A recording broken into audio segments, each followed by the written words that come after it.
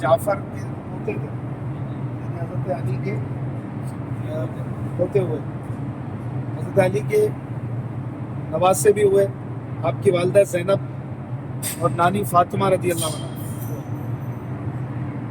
अब्दुल्ला बिन जाफ़र ने बीमारी की वजह से हज़रत औन को हज़रत इमाम हुसैन के हवाले कर दिया था बचपन में, और फिर आपने करबला में